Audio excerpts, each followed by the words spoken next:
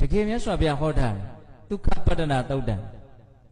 ဘဝမှာဥစ္စာပစ္စည်းနဲ့ပြည့်စုံခြင်းလိုက်တာလို့သင်တောင့်တတယ်ဆိုရင်၅ပါးသီလကိုသာဖြူစင်အောင်ဆောင်ထိတ်မှာဒီတိုင်းဟောတာမြတ်စွာဘုရားလူလောကထဲမှာကောင်းသတင်းတွေကျွေဝခြင်းတယ်သတင်းကောင်းတွေထွက်ခြင်းတယ်ဒီနေ့အဖြစ်နာမည်ကောင်းရခြင်းတယ်ဆိုရင်လည်းပဲ၅ပါးသီလကိုသာပြည့်စုံအောင်ဆောင်ထိတ်မှာလူဘဝကြီးမှာဥစ္စာပစ္စည်းနဲ့လည်းပြည့်စုံတယ်ကောင်းသောချီးမွမ်းခြင်းဖြင့်လည်းပဲအချီးမွမ်းခံရတယ်ဆိုရင်ဘာလို့သေးလဲအချမ်းမြင့်တော့ဘာမှမလိုတော့ဘူးလို့တော့ပြောလို့ရရနော်ပတ်ဝန်းကျင်ရဲ့လေးစားမှုတန်ဖိုးထားမှုမျက်နှာမှုလည်းရတယ်လေဥစ္စာပစ္စည်းနဲ့လည်းပြည့်စုံအဲ့ဒီနှစ်မျိုးလုံးကိုသီလတည်းဟူသောအကြောင်းကြောင့်ရနိုင်တယ်ဒါတင်လားဆိုတော့မကဘူး